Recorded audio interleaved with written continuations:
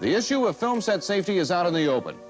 No amount of celluloid fantasy can cover up the ugly reality of injury and death.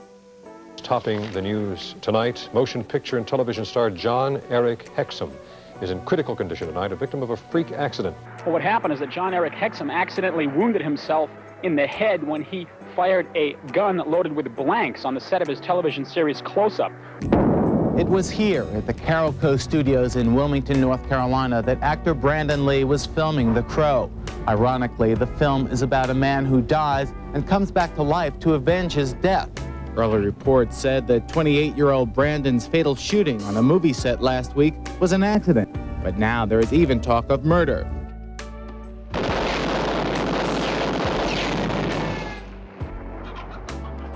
On the set of Rust, investigators now confirm Alec Baldwin fired a single live bullet that traveled through the body of cinematographer Halyna Hutchins and became lodged in the shoulder of director Joel Souza. Baldwin was handed a Colt 45 revolver he was told was safe to use before squeezing the trigger. I've been ordered by the Sheriff's Department in Santa Fe. I can't answer any questions about the investigation. I can't. It's an active investigation in terms of a woman died. She was my friend. She was my friend. We were a very, very, well-oiled crew shooting a film together, and then this horrible event happened. Just go home. We gave Go you everything home. we could Thank possibly you. give you, okay? Thank you. Go home. Condolences. Thank you. Now turn it off. Live from Los Angeles. 911, what is your emergency? Here in Hollywood now. 2 counts of murder, Injury and death. Oh my God! Shocking new details That has stunned the entertainment world. This makes me a little nervous. The hair stood up on my arms. Just like in the movies. What do you call this thing anyway? Death. In entertainment. In entertainment. Hello, everybody. Hey, what's going on, guys? Hey. Welcome to another week, another Monday, another Death in Entertainment. Another one. Another one. Jeez. My name is Kyle Plouffe. My name is Mark Mulcairn. And I'm Alejandro Dowling. And boy, do we have some stories for you today. Oh, some rough ones. Recently, you guys, I'm sure, have seen on the news somewhere that Alec Baldwin misfired a prop gun on set during a movie shoot in Santa Fe, New Mexico. People are like, oh my God, how could this happen? Well, this has happened multiple times already. Not the first one. And we're going to talk about each and every one. But it is hopefully the last one. Hopefully. Yeah. Let's hope some big structural changes are done after this. Yeah. It is crazy because I did say prop gun, but I didn't realize until all these stories were coming out that they actually use real guns, and it's just blanks that they put in. Yeah. And blanks are the same as real bullets, just without any gunpowder. Why? Haven't they mastered any better way of doing this? You would think so, but the first one happened in what year? 1984. Wow. 1984. So yeah, that's older than I am. Imagine like on the old 37 years. On like the old like silent movies and stuff, and even before that, how many people probably 10 people a movie got killed. You could understand like how many people before like any OSHA or any, safety precautions were ever even paid attention to. Yeah, they just had a pack of guys. 50% of people died a day in the old Wild West anyway. Yeah, they weren't even accounted for. Yeah, they just threw them in a pit. Next. These days, you have special effects that can take you anywhere. Yeah. And yet, still using real guns. Still need that authentic pop. Yeah, it's a problem. And we're going to get to the bottom of it. And we're going to fix it. Okay. Yeah. We're going to solve it. We got some questions to answer here. Within this podcast, it will be solved. And with that, we go to the year 1984. The same year that George Orwell wrote about. In the year of our Lord.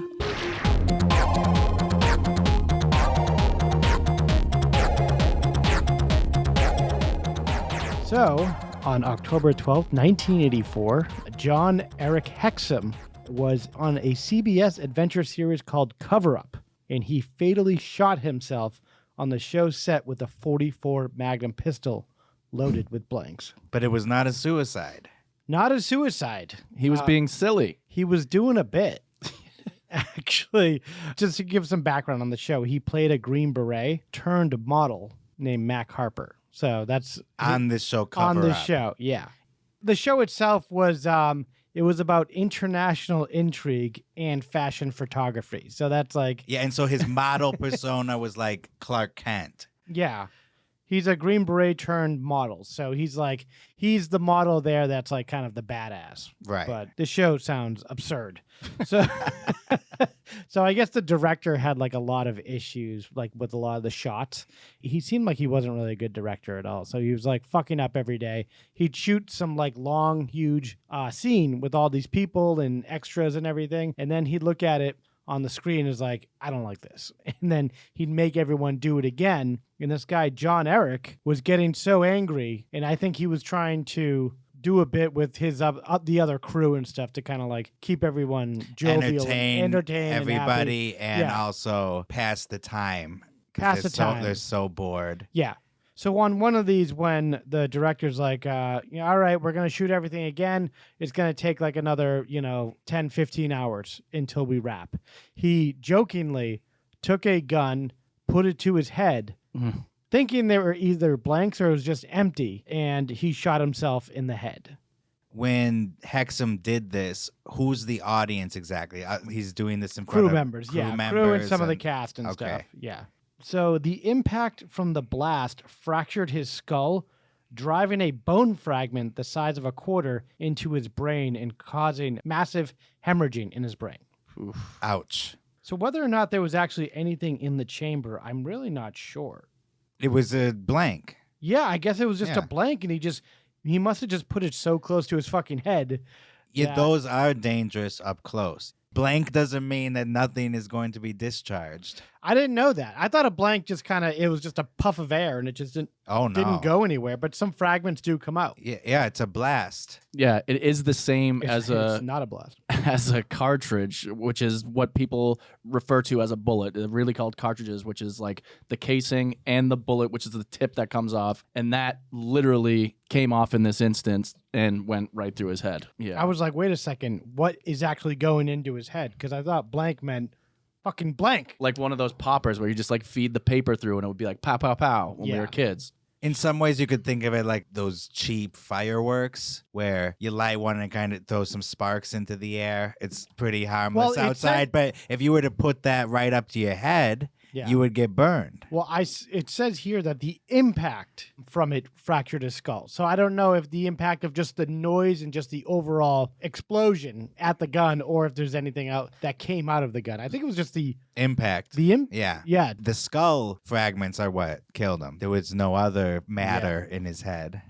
Oof. So he just had like a soft spot in his head that he just fucking pow. Well, you can experiment with a blank if you want, Kyle. See if you use one of your harder spots. I'm Kyle See Plouffe, if it works. and this is Death and Entertainment. This is Jackass. My whole head's a soft spot. Yeah. There's not much else going on in there, so it'll crater pretty quickly. I love Lincoln Park and Hoobastank. It's all soft. So right after that, he's rushed to Beverly Hills Medical Center. Despite 5 hours of surgery, he remained comatose until he was pronounced dead on October 18th, which is 6 days later. So it took him 6 days in a coma. They're like, yeah, it's not going to make it. And I think they just pulled the plug, and sad story. But they give some background on this guy. 26 years old, born in Tenafly, New Jersey. He was raised by a single mother with older brother. Gunner was the older brother. Gunner, that's ironic. I found that interesting. So they were raised by their single mother, Greta, Gretha. Greta might even be Greta, yeah. I saw it as Greta. That's what it looks like, for sure. Yeah, I think Kuchar. My head's empty Greta today. Kuchar. Dad left when he was cleaning offices in New York City. John Travolta's manager discovered him. Wow. And was like, "Hey, you should be an actor." Yeah, you never know. This dude, I'm seeing pictures of him for the first time, and he's yoked.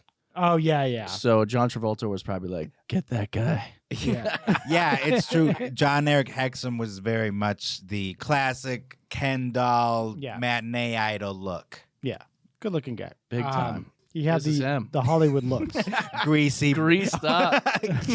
Kyle is currently showing us a photo of him in some kind of black Speedo. Kyle just turned his... It's my screensaver. Kyle just turned his laptop to me. Yeah, and it's his wallpaper. Hexum is oiled up, tan. No, that's just my computer screen. It looks a little wet. Hey, whatever blows your hair back. As Whatever blows you. Will Hunting said. Will Hunting. So, yeah, John Travolta's manager, Bob Lamont, discovered him while he was cleaning offices in New York. He's like, hey, you got this audition in Hollywood if you want to go out there, give it a shot. So he went to audition for the movie Summer Lovers, lost it out to Peter Gallagher, but he stuck around Hollywood anyway. Oh, Summer Lovers. Yeah, I actually... Daryl Hannah. That is a forgotten movie from the early 80s. You're looking for something to remember about it? It's just like 3 people fucking, basically. Yeah, it's very... in Mykonos. Yeah. Stupid fun, that movie. Yeah, they're just like, I don't know. They're just like kids running around and just like fucking. There's no point to the movie. It's just simply There's a third. Yeah, it's like a threesome kind of. Yes. Yeah. It's Peter Gallagher, Daryl Hannah, and some random woman I don't remember. So he's still stuck around Hollywood in 1982. He landed the role of Phineas Bogg in NBC's time travel series Voyagers. The show kind of went fucking nowhere. There are some bogheads out there for sure. Some bogheads, you know. No, I don't want to shit on any bogheads. If they, the Venn diagram between dieheads and bogheads crossover, we don't want to piss anyone off. So we want to keep you. So what happened, I guess, is he got the attention of Joan Collins. Dynasty fame. Joan Collins. They starred together in 1983's steamy TV movie, The Making of a Male Model. So, steamy. Again, yeah, we'll get Kyle's. Got plenty of pictures to back up all this stuff. Sure do. So, yeah, that's pretty much it. The only other thing he did a movie with Jeff Conaway about the Alabama football coach, played by, who's a crazy blonde guy that looks like he is insane. Or he is insane. Gary Busey. Gary Busey, yeah. Let me see. After he died, Cover Up, that TV show, lasted only one more season. And that was his first season, though. That was the first season, and I think it went like another season that was done. So I guess it couldn't withstand the death of Mr. Hexum. Well, that's a pretty freaky thing to happen to a new show that's finding an audience on primetime TV. And it must take the air out of the sails of like the entire cast and crew. Just Yeah. It's such a weird thing that happened. Like when John Ritter collapsed on the set of 8 Simple Rules. Yeah. It had a hit first season, just starting the second season. Yeah. And he dies. It's like, oh, okay, we got to bring in David Spade now and James Garner. Beep, and boop, beep. It's all about tragedy now. Yeah. It was weird. When my mom came to LA for the first time, I was like, do you want to go to, the Getty Museum? Do you want to go to the beach? Do you want to like go to the Walk of Fame? She's like, oh, I want to go to the hospital where he died. John Ritter? John Ritter died. Yeah. What hospital was it? It was in Burbank. St. Joseph? I think it was at St. Joe's, yeah. I think it was that one. I used to live right across from that. Did you really? It's on Alameda, right? By Disney? Yeah. Was that in South North Burbank or South North Hollywood or whatever you're living? Toluca East. I hadn't made my way to Toluca Lake yet. Which is where I am a current resident. The lake was calling your name. Yeah. What's debatable? Whether you live in Toluca Lake? I do. Okay. Well, South North Hollywood. Yeah. They always give me crap. I'm talking to the audience now, so you guys shut up. Well, I will show the map. They give me crap that I don't live in Toluca Lake, that I live in North Hollywood, but the North Hollywood. The line clearly shows I'm in Toluca Lake. Yeah. Okay. Well, we'll post that on the Instagram, and the proof is that he's in North Hollywood. Back to Hexum. So back to Hexum. I found the actual thing. It doesn't say it many places, but this one article says when the gun discharged, a wad of paper came out, which shattered his skull. Holy fuck! It was paper. Paper from what? From what's your source? Inside the sun. This actually covers what happened to him after his death, too. He actually donated his heart, and it went to a pimp from Las Vegas. It wasn't a pimp. Okay, I did see that. He was an African-American male who owned an escort service, okay? Yeah. Some would call that a pimp. I see. This is the no, racism that's an going on. entrepreneur. True. Yeah, well, the Swinging guy... Susie's in Las Vegas. He was also a former Navy SEAL, so have some fucking respect for the guy as a veteran. Vietnam War hero. Vietnam War hero. Yep. So Hexum's heart went to a good place. Yeah, all his organs were spread out throughout the entire country. He was an organ It's donor. amazing. 2 of his corneas were donated to 2 different people, one 66-year-old man and another young girl. His skin was donated to a 3.5-year-old burn victim. Look at this guy. He's doing more than I ever done in my entire life. That's pretty cool. His kidneys went to a 5-year-old sick boy and a 43-year-old woman who had been waiting on basically life support for 8 years. Ooh. And respect for his mom and family that were able to... They got some money. Oh, well, I'm not talking about money. Oh, yeah. I'm talking about that they made that all happen in the wake of this. I think there was some good stories that came after this very unfortunate passing of Mr. Hexum. And so you said they did get some money? Yeah, undisclosed settlement with Warner Brothers. It's always undisclosed. Well, they don't want to disclose it. They probably just got paid out what his contract was, because I can't imagine that they would be, well, maybe. He's the one that did it to himself. Another way to look at it is, was he not trained properly? Did he not know Alejandro Hot Take Corner that it was dangerous what he was doing? Well, that's the thing. Every one of these stories involves an actor that shot and killed either themselves or somebody else. Should actors be trained in firearms? Absolutely. If you're handling firearms, yes. I would say no, but learn how to make a fucking actual prop gun. Wait, so if you're an actor working with a real gun with blanks, you don't think they should be trained in how to handle firearms? But how are you even going to know unless you're taking the project and okay? That's exactly the time that you're trained. If you're going to go make a Western and you're going to be handling guns of any... But then we're talking studio Any time. caliber. We're talking studios aren't going to want to pay out to have you trained. Guess what? What are you, a studio shill or something? No, are you an entertainer? I'm getting in the head of a scumbag studio owner that doesn't want to shell out all this money. Are you doing a character? Guns and everything. Studios make and spend obscene amounts of money, and they can fork over a little extra to train actors and other crew members to safely use weapons and props. But it's always on smaller budget things. Always. That this shit happens. Cutting corners. You don't see on Saving Private Ryan, there's a fucking million guns in there. 500,000 people died in that movie. In the movie, but not on the set. Characters. That we know of. But that's what they're saying about Rust. It happened in New Mexico, and one industry insider said that had it happened in California, in Hollywood, that it would have gone over totally different. The protocol would have been in place. But it would have been made at all, unless they got tax credits. So that's what I'm saying. Yeah. All I'm doing is comparing the way it's done in California with a bigger budget in the system. This is outside California, outside the system. Yeah. There are a number of problems that we're going to talk about with that one. But first, we go to 1993. Ooh. Are we done with Hexum? We are done with Hexum. That's it? That's it. That's it on Hexum. That's all she wrote.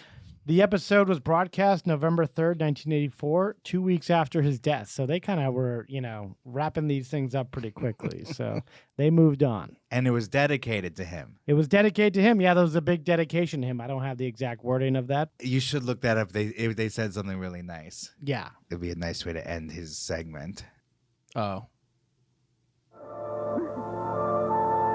There he is. When a star dies, its light continues to shine across the universe for millennia. It's like a coffee commercial. Jon-Erik Hexum died in October of this year, but the lives he touched will continue to be brightened by his light forever and ever. Forever and ever. Hexum. That was a pretty nice dedication. Nice dedication, yeah. That was. I would love that kind of dedication when I croak. Yeah, on the similar circumstances. Yeah. No. No, let's hope not. Don't touch kids. Don't touch guns. Don't touch kids. Don't touch kids. What am I, Michael Jackson? I was in the middle of two thoughts. I was going Holy to say. smoke. I was gonna It say. sounds like you were in the middle of one thought. I was going to say, kids, do not touch guns on the set of low-budget TV shows. The lesson, I think, is don't try to entertain the crew members by shooting yourself with a prop gun. Don't do a bit with a live gun. Grab a joke book. Tell some geeners. Yeah, tell a story from your life. Tell some geeners. Go take a walk. Yeah. Don't shoot yourself. Breakdance, in the moonwalk head. somewhere. So, yeah, that was it. And they moved on. And so are we. We're going to be moving on to the next death, which is 1993. Oh, my God.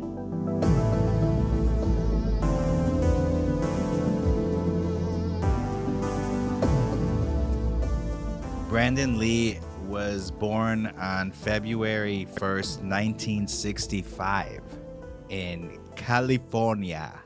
California. The Sunshine State. So that's Florida. Oh, okay. The Bear State. Yeah, sure.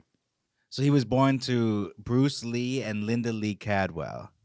He learned martial arts at a very young age because, his dad is the martial artist. How young we talking? Was he like a toddler? Like a fetus? In the womb. In the womb? Yeah. He was they're all kicking in the womb. Kicked his way out of there. Bruce Lee died during the making of the film Game of Death, but he did not die on set. When Brandon was only about 8 years old, Oh, shit. Bruce Lee was found dead in his apartment, and he was with a young starlet Oh, really? who he might have been having an affair with. Oh, he probably was. He wasn't with Linda. No. And It wasn't Lauren Holly, I'll tell you that much. no, it was not Lauren Holly either.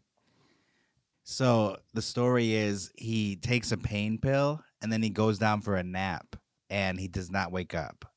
He had some kind of hypersensitivity to this pain medication and he died. Did he have like an addiction, or I could picture a guy like him, like with a lot of like deep-seated like bone muscle issues from all the shit that he does.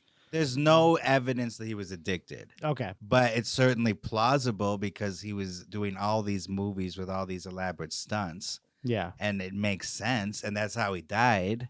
Didn't Chuck Norris say that he gave him like an antibiotic and he was allergic to the antibiotic and that's how he died? Really? Yeah.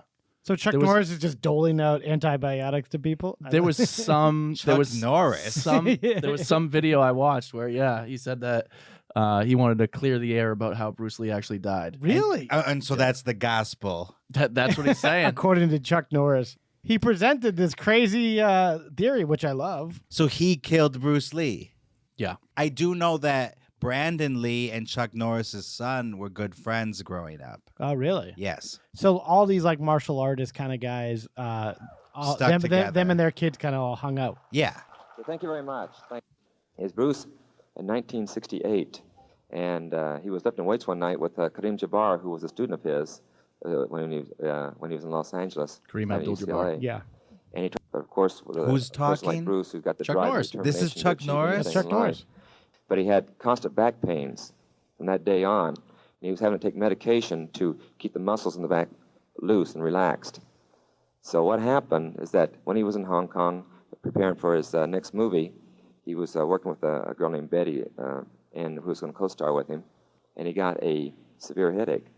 So Betty gave him some antibiotics for the headache, and with the medication he had taken for his back and the medication he had taken for his headache, they reacted to each other. Like Heath and made Ledger. his brain swell up, and it created an aneurysm or ruptured blood cells in his brain, and that's actually what happened. So Oh, it wasn't him. It so wasn't the him, it was girl. some chick, It was Betty. the starlet that was in the hotel room. okay. Yeah. Well, I was pretty much right. He took a pain pill and Yeah. didn't get up from his nap. Yeah, I thought I don't know fucking if Chuck he- Norris killed him. I don't know if Chuck Norris knows what antibiotics are because you wouldn't take antibiotics just for a headache. Like Yeah. if you had chlamydia, you would take antibiotics. I think Norris is trying to drum up a little Controversy? sensationalism. Well, if they were buddies, I don't know why he would be doing that. Maybe he just doesn't know what he's talking about. Yeah. Either way, it's pretty close to what everyone decided happened. Medication interacting that Yeah. caused to the death. And nothing very exciting.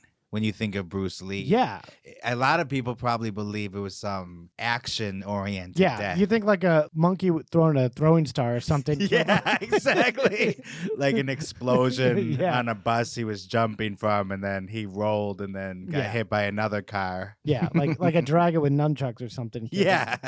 A ninja got into his apartment and where he fell down a cave or something. Yeah. Right. You'd never think it was just a drug, the way just he leather jet. mundane. Could happen to anyone. He has his mistress. And she's feeding him weird pills and stuff that are just interacting with each other. Where's she getting these prescriptions from? Maybe Brittany Murphy's doctor. Yeah. Simon Monjack. Possible theories are that it was a hit from the Chinese mafia for betraying martial arts secrets in cinema. That's a wild theory. Another one, Bruce Lee was struck by a death blow earlier. Really? Ooh, like a Doc Ma. Of which the impact doesn't take effect until minutes. Oh, yeah. Weeks, Kill Bill, they months showcased later. that a little bit. Yeah. Right? Yeah. That was a quicker death blow. Yeah. So he got a death blow somewhere else, Yeah, and but then finally that's not a real thing. They him. hit you like the special pressure point and you die like 5 months later. It's not real. Another one is that he died of heat stroke because he had his sweat glands removed to look good on screen. Is that real? Yeah. Wait, what? Yeah, he had his sweat glands removed. Jesus. Right? What did Chuck Norris say about that? He got nothing on that. What do we got on the info desk on Chuck Norris? Dim Mak. That's the martial arts touch of death. Oh, shit. So who would have given him the touch of death? Maybe someone from the Chinese mafia. What about Steven Seagal? Where was he? Was he accounted for? What He about was- Jean-Claude Van Damme? They were both just little babies then. Yeah, maybe they weren't a thing yet. Charles Bronson, maybe he did it. That's the Or generation. the starlet he was sleeping with did it. Yeah. After she gave him the Advil or whatever he Maybe took. she's like, if I can't have him, no one can. That's right. She's like, here's your pain medication. Then on his chest. She was hired. She does a karate chop to his chest. She was hired by the Chinese mafia. Yeah, could be a lot of side. It was deals a going on long there. game Yeah, to get him. The long con. We always love the long con Yeah. on this podcast. Final theory is the Lee family curse. Because Bruce Lee's parents had lost their firstborn male son. Mm. They thought perhaps there was some sort of demon that took him. And Really? So that like the entire family is cursed because of that. Because of that. Yeah. So and Brandon was also the first. well, son. there you Well, go. I don't want to connect the dots for you here, Hey. but It's what you do. Well, I Okay. was going to connect it anyway. Okay. I mean, look who we're talking about here. Who? Bruce Lee? Bruce and Brandon Lee. Yeah. The dots are already connecting. I don't even have to say anything. The case presents itself. So Game of Death was released in 1978 posthumously. He Yeah. did not live to see it. And interesting thing about that movie is there's a scene that is a movie within a movie where the character that Bruce Lee is playing in it, who is acting in the movie, Yeah. is shot during the scene within the movie. Shot but not killed? Killed. Really? Someone comes in and picks up the gun, and while Bruce Lee is doing a stunt in the movie within a movie, the guy shoots him while he's in the air, and Bruce Lee falls down bleeding. Oh shit. That's crazy. But they knew how to work the gun on that movie within the movie. Exactly. So no one was hurt during that. No, that scene was Oh, that's crazy. went off without a hitch, and he finished the movie. Yeah. So Brandon, clearly there's some trauma there, tragedy to deal with. And in his teens, he had identity struggles because it can't be easy to be the son of Bruce Lee. So that's why he becomes rebellious growing into his teens. Oh, he was biracial too. He had a white mom, and, dad, and a Bruce Lee dad. And a Bruce Lee dad. Yeah, not just any Asian fella. Also just to live up to his dad. Yeah. You can imagine. That shadow must have been a pretty big one. And so at one point, he even trades martial arts for soccer. Really? Yeah. He hated training in dojos because they would have large photos of his dad hanging up. Oh, I So he had all these kind of identity issues, which is why he started playing soccer and acted rebellious. Yeah. He But left the dojo, if you will. he goes to New York City and studies acting at the Lee Strasberg Institute. And I'm throwing this fact in because I know you guys will get excited. He majored in theater. Where at? at Emerson College in Boston. Oh, really? Get out of here. Boston. Emerson, motherfucker. I hate those Emerson people that are out here. There's so many of them. Oh, tons. Yeah. They have a campus for Emerson out here now. They do, yeah. Yeah. You know who else went to Emerson? Dennis Leary and David Cross went there. And Dennis ended up teaching at Emerson. And Jay Leno banging went one there. of the students who became his wife. Really? Yeah. That's scandalous. So he got a lot out of that experience. Yeah. Sure did. Oh, Jay Leno. And things are starting to cook for him now. He's a real actor. Don't get me wrong. When he's out of his teen years, he has so much respect for his dad. It's not like he was one of those kids that's like, screw you, Dad. I'm not interested in anything that has to do with you. He was a kid in mourning trying to find his own way. Like, he didn't want to do exactly what his dad did. He wanted to make a name for himself. Yeah. That's exactly it. When you're seeing pictures of your dad everywhere, you got to get away from that. It's going to make you sad, upset. It's like Nicolas Cage, why he changed his name from Coppola. Yeah. He wanted to escape like the shadow of his family that was very successul. I would do the opposite. I'd lean right into that and just do whatever made me money in the easiest possible way. Don't you know who I am? Yeah. Do you know who my father is? Yeah, just screaming it from fucking rooftops. Yeah. Well, he did keep the Lee name. That's a fairly common, like Coppola and Lee are two very different. The apple didn't fall far from the tree. Exactly. So he continues training as a martial artist. And he was doing his dad's program, I guess you could call it, that Bruce Lee created called Jeet Kune Do. And when asked, what the hell is that? Yeah, when asked, what the hell is that? But he hesitates to say that it's his dad's version of martial arts. Instead, he says, yes, I'm studying Jeet Kune Do, but it's my own interpretation of it. He's never quite comfortable in totally exploiting his dad's name or thinking that he has any natural talent for it. I like this guy. Yeah, he's humble. Yeah. Is what I'm getting at. So in 1986, he appeared in the TV movie Kung Fu the Movie, which followed the David Carradine series. Wow. And then that got him some notice. So then he starred in this spin-off called Kung Fu The Next Generation. But then that failed. I remember that show. But yeah, he's a rising star. And so then he appeared in a couple of action flicks in the early 90s called Showdown in Little Tokyo and Rapid Fire. So 1991 and 92. So this is leading right up. So he's getting some good exposure out there. He's getting some movies. Maybe he used his dad's name a little bit, but I think sometimes, other people probably did. Yeah, like it's hard to get away from. People know. You don't just go into audition and say, "Well, my dad is Brandon Lee." It's Jason Lee. No. Jennifer Jason. But Jennifer Jason Lee's my dad. And I'm auditioning for Kung Fu Next Generation. And at this time, Mr. Marvel himself, Stan Lee, is thinking that Brandon would be ideal for the role of superhero Shang-Chi in a television or movie adaptation that didn't get off the ground until 2021. Yeah. With Shang-Chi and the Legend of the Ten Rings. And it was a big box office success and received rave reviews. That's interesting, though, isn't it? Could have been 30 years ago with Brandon Lee. That'd be crazy. And that would have been great. Wow. And no relation to Stan Lee, by the way. Stan Lee, Brandon Lee. Hello. Don't get too excited, Kyle. And then, get this. Brandon turns down the role of his father in Dragon, the Bruce Lee story. He gets offered the role to play his dad. He really did? Yes. Wow. Why didn't you do that? Why not? Because he said it would be awkward. That would be weird. Yeah, I guess so, but that's been done before. Like, James Gandolfini's kid in the new, not to say that's a good example, the movie's horrible, but the Many Saints of Newark. Oh, is that Gandolfini's kid? Yeah, it that's is. his kid. The main character? Yes. The main character. No, What? well, if you watch it, he's kind of not the main character. But the Tony Soprano. It's his kid. Exactly, yeah. Wow. The younger version of I didn't Tony know that. Soprano, yeah. The That's same crazy. kid who was with him when he died in Italy. Yeah. Damn. In 2013. That's going to be when a he was future. I smell future much episode younger. right now. Yeah. So let's hang back on too many details there. And the role would go to actor Jason Scott Lee instead.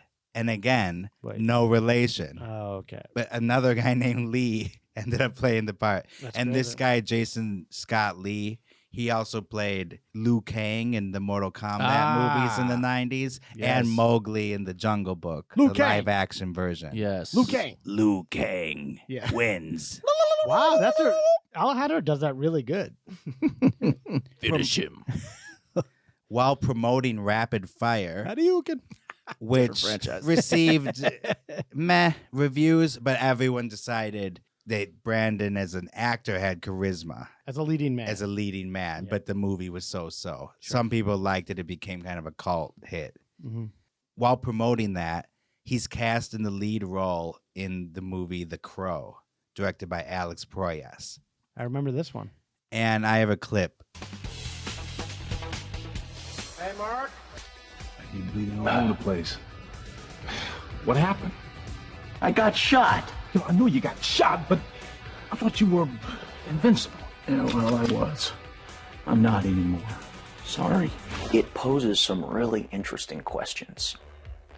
If you died, and then somehow a year later, you had 1 day, 2 days to come back, what would you do? I mean, first of all, would you tell anyone? You know? Because you got to think like you've got people you left behind, right? But I mean, they've had a year now to cope with it, right? They've had a year to deal with having lost you. They've had their grief. We hope they've gone on in some way. You know, they've found a place to keep that and hold it. And now you're back for 2 days, and he's just got the whole concept of having come back from the dead in the first place. Okay, that's fine. To deal with. It's a very interesting character for me. The Crow is based on James O'Barr's comic book series, and it didn't have a huge budget in the $8 million-ish like range. One of those action movies where, they don't have a ton of money, but they did a lot with what they had to make it look good. Yeah, a lot. And Alex Proyas, obviously very talented, visionary filmmaker. What else has he done? Didn't he do an End of the World one with Juliette Lewis one time? I don't remember that one. Okay. He went on to do Dark City and I, Robot. With Will Smith. Really? I watched that recently for the Dark first time. City, I, Robot, Knowing, Gods of Egypt. There's really not any real big ones. The two to remember are Dark City and I, Robot. I did not kill him. I love that movie, I, Robot. I hated that movie. Really? Do you ironically like it, or do you really enjoy it? I sat down to watch it, and it was just fun the whole time. It was a breeze. It just kept moving. And yeah, you enjoyed it. It doesn't take itself too seriously. It's cheesy sci-fi, but slick. Yeah, it is cheesy. Back me up here. I didn't love it. Oh, I didn't love it. I don't like action movies though. But it's more than that. It's in the vein of Schwarzenegger action movie, It's sci-fi. where there's a little extra something going on. Yeah, sci-fi. It's sci-fi doesn't action. do it for me. All right, moving Unless on. it's Star Wars. So the plot of The Crow is a rock musician named Eric Draven is murdered, and then he's raised from the dead by a supernatural crow. And then he goes to avenge his death, as well as the death of his fiancée. And he goes after the dangerous gang that killed him. And Brandon Lee, again, he goes with this thing where he doesn't want to be in the direct shadow of his dad. So he is mixing martial arts with aerobics to make the fighting more unique in the movie. Yeah, he does do a weird thing where he like swings on stuff. It's not really like martial arts. It's something else. And there's a lot of guns and stuff involved in that too. And just burning shit down.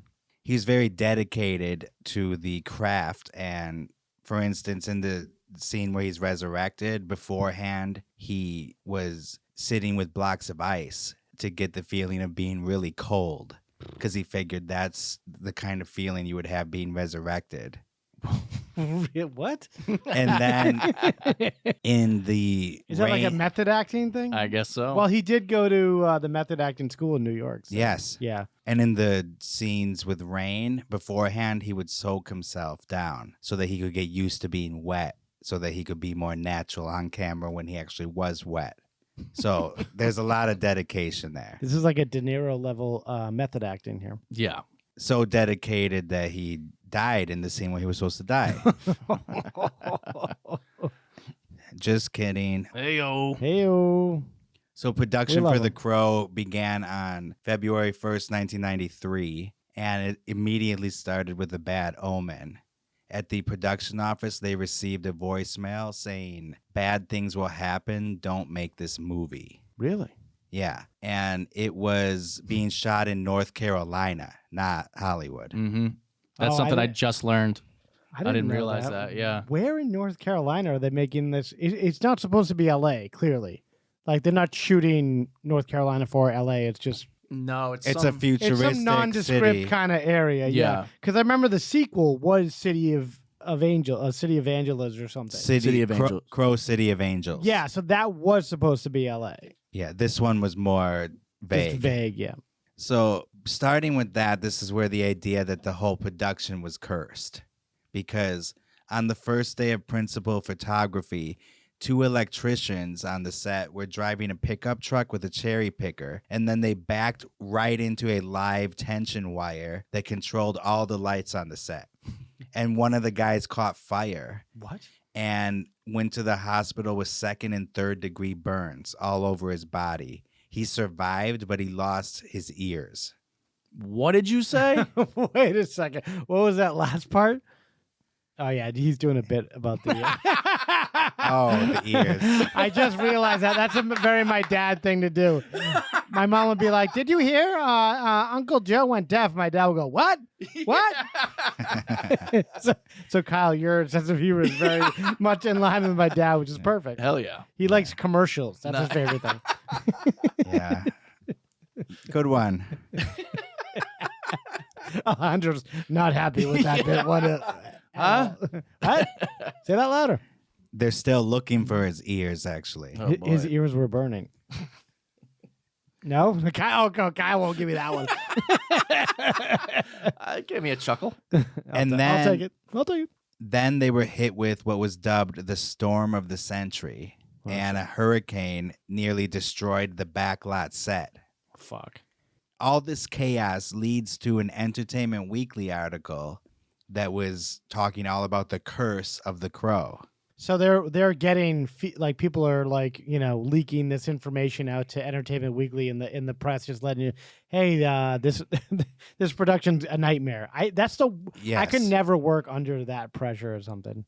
Yeah. They do that in Tropic Thunder. I don't know if you remember that, but they do a news story in that movie about the chaotic shit going on in the movie Tropic Thunder, which is a movie within a movie.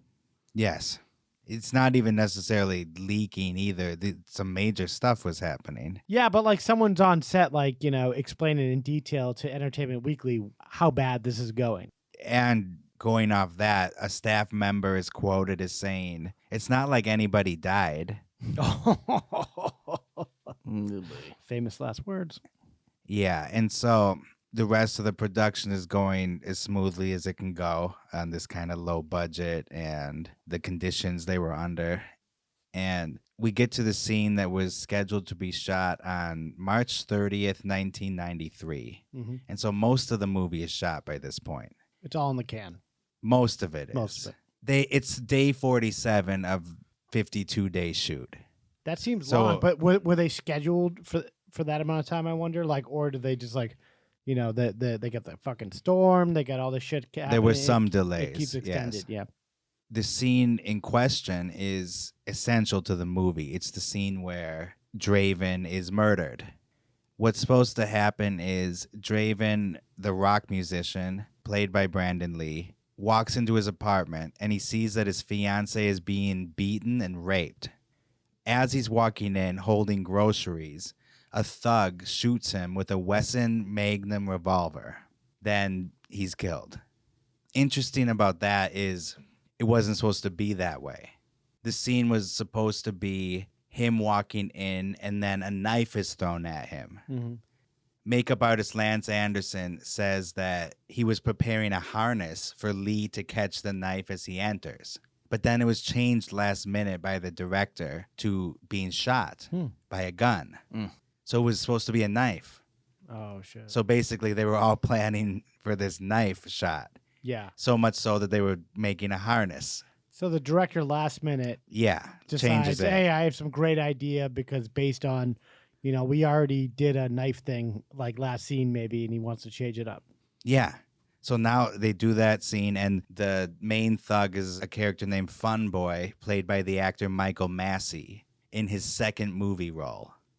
So they do the scene, and Massey has the prop gun and shoots Brandon Lee as he's entering. And so then Lee drops down, and then everybody's waiting for him to get up. Still waiting. Yeah. He stays down. Then they realize something's wrong. Yeah, what's really messed up about this actual scene is when he gets shot, it was scripted that he would fall forward. And when he got shot, he fell backwards. So like the crew started laughing because they thought he was playing a joke. And then they realized that he was actually shot. And they ran up to him and were taking his pulse. The medic was there. And within 3 minutes, he was dead. See, that's the thing. No one should be doing bits and jokes on these. Yeah, about getting shot. Yeah, they just keep him laying there for like half an hour. Well, like, yeah, they did let him sit there for a little bit. And then they were like, okay, let's go check him. It wouldn't have saved his life, though, if like if anything happened. Yeah. Within that. It was just like they can't do surgery right there and save the guy's life. So. Yeah. And 3 minutes seems like super quick to die, but if you're the person shot, 3 minutes is probably so long. If you get shot in the right place, you know, you're done at that moment. It doesn't matter what happened. And so they go to check on him, and Brandon was unconscious and breathing heavily. And at first he had a regular pulse, but then within a few minutes it slowed way down, and there was no visible blood. Yeah. That is crazy that there's no blood. Yeah. Like So- that's more common than you think. I think people think it's going to be a big fucking bloodbath where someone gets shot. Like I was watching that documentary about the January 6th, like whatever happened at the Capitol and stuff. Yeah. And that Ashley girl, she got shot in the head. Ashley Babbitt, I think her Yeah. name was. And she was trying to like maniac, just trying to storm into the Capitol. And some security guard just shot her right point blank in the head. Yeah, that's on video. And I saw the video. I'm like, I don't see the blood. You think, you know, because you think the blood in the head, you know, would just like fucking spurt everywhere and it'd be all over the floor. You just don't see it. My aunt had her sister, so my other aunt's like insane boyfriend in her apartment after they had like a huge fight apparently. And he was shit-faced and had a gun and was like, I'm going to kill her if I find her. And she was hiding in the apartment. Shit. And then eventually he couldn't find her anywhere. And they were like, dude, like sober up. Let's have sit down. Let's have some water, talk about it. And apparently he took the gun and shot himself in the chest and died right there. And I was like, was there blood everywhere? She's like, no. She's like, there was one drop. Like after they picked them up. Maybe some people are just like not big bleeders, like outwardly, like they internally bleed. I don't know. Yeah, it's crazy. Another time, we're just gonna go back and forth. I'll just close my. A friend got there was some big fight in this house party when I was like 17 or 18, and a friend got like cut on his arm, and it was like they hit the right artery. Oof. There was blood everywhere, Yeah. and that's where all the blood is. So maybe it's a person by person, or it depends on where you get hit. I don't know. Yeah. So they're checking on Brandon, and someone's like, call a medic. And he's rushed over to the Hanover Regional Medical Center in Wilmington, North Carolina. And they spent hours and hours waiting at the hospital, the crew members. And time was moving very slowly. But then Brandon died during surgery, and he was pronounced dead on March 31st, 1993, the next day. The shooting was ruled an accident due to negligence. And a fact about this is that it wasn't a bullet that killed him. It was that the dummy head was still in the chamber, and that's what got blasted out. I have a clip, actually. These are different caliber dummy rounds that we have, and the whole goal to making dummy rounds is to make an imitation round that would lead the viewer to believe that it is a live round. So this is the dummy round, and this is the live round. Even though this is a dummy round and it's had the gunpowder removed, the primer hasn't been removed or struck. When we do a dummy round, it's always important to remove the primer cap from the center. What happened on the Crow was when they put the dummy round in, they forgot to remove the primer. And what happens is, again, that primer has enough force to dislodge the lead round and actually push it into the barrel. We're actually going to pull the trigger, and it'll have just enough force to lodge the round in there. So you can see in there our dummy round. We'll index it. 3, 2, 1. So So just with that simple action, that little snap, the cap's gone off, no gunpowder, but what we'll be able to prove is the hung round inside the barrel. Oh, wow. They put the dummy round in and they'd shoot it, but then the dummy cap was left in the barrel. So then when they go to actually shoot the scene, that dummy cap discharges from the gun and acts like a real bullet. Like a real projectile. Yeah, it hit Brandon Lee in the abdomen. Fuck. That reminds me of that moment. I almost got shot one time when my friend had. Are we going into that now? Let's save It's gun that. safety. All right, Okay. I guess it's gun safety. You're right. All right, go ahead. Well, when I was a kid, I had this friend. I don't want to name names here, but you know he knows who he is. His dad actually had a like smaller 9mm gun, and so his dad had it, but his dad didn't know that his son knew where the gun was. So one time after dinner, the dad was downstairs. He was with his wife or girlfriend at the time because he was just divorced. Yeah. So he had a new girlfriend, brand new house, brand new gun, I guess. So me and my friend went upstairs and he grabbed the gun, which was in his dad's stuff, kind of like underneath clothes. It wasn't even like anywhere you wouldn't be able to find it. Yeah.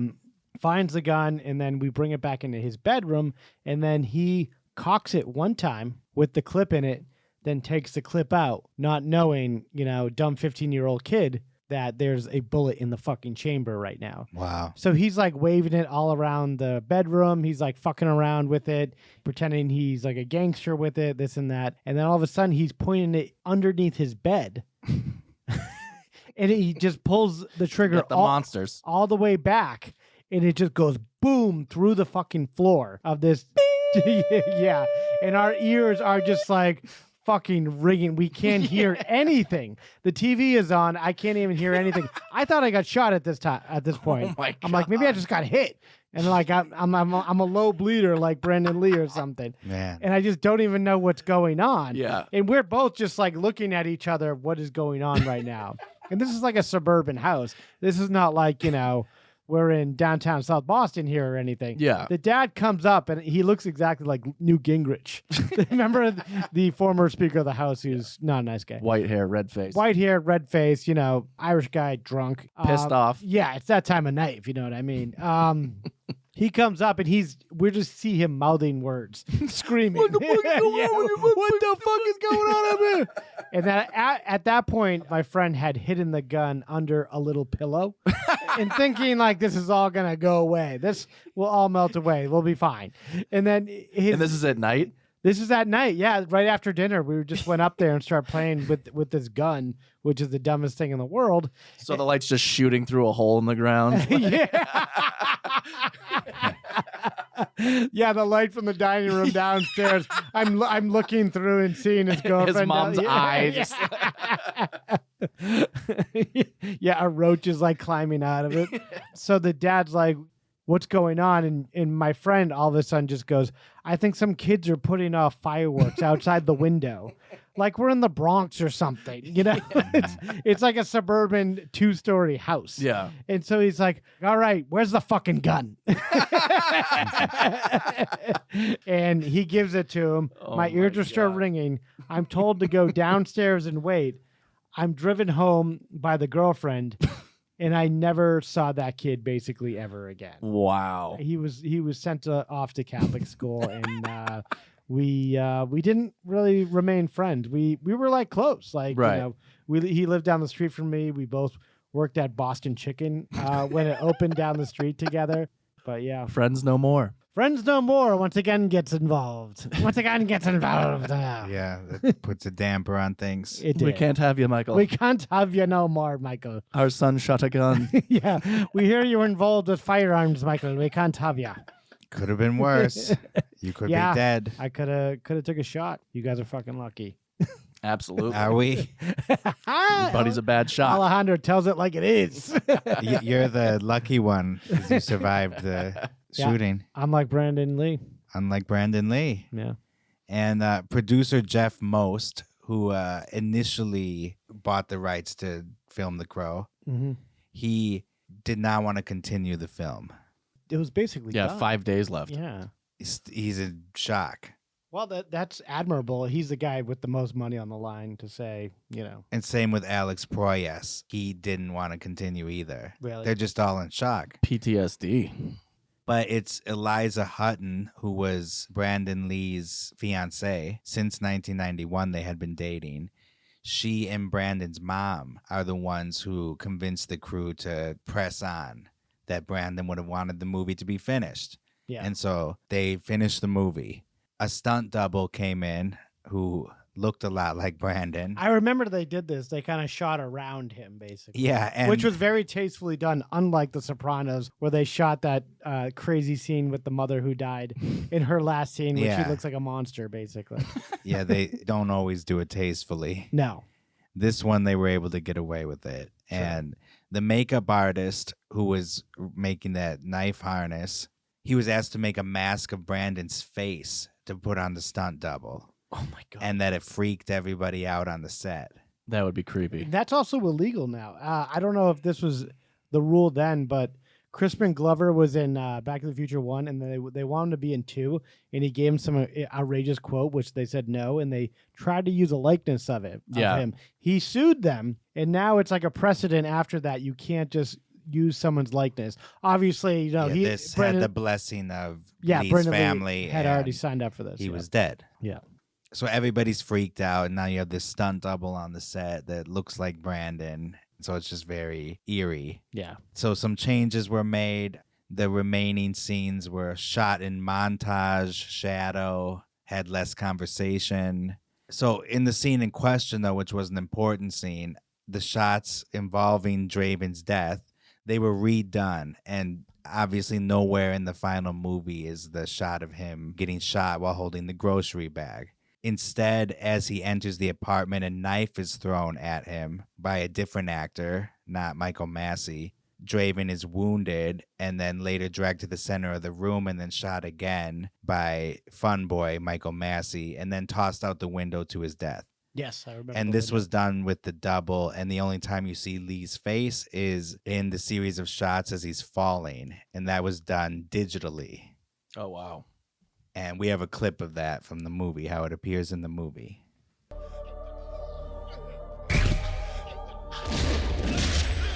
So all these shots are the body double. Yeah. Wow. Yeah, and as he's falling there, that was digitally added. You can tell. Yeah. When you study it. It moves so quick, though. It moves quick. It's impressionistic, and it's hard to spot. So that's how they solved that issue.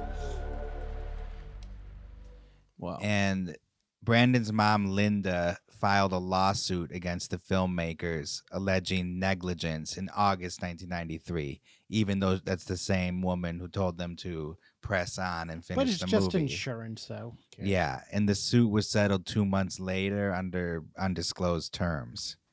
No criminal charges were ever filed.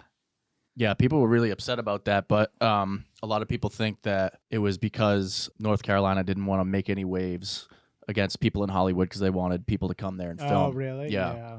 So their prosecutors were like, we'll be hands off on this, and we're a pro-business state. Yeah, they got paid out. Yeah. Nobody else needs to suffer because of this. And the mom got some money from an insurance company.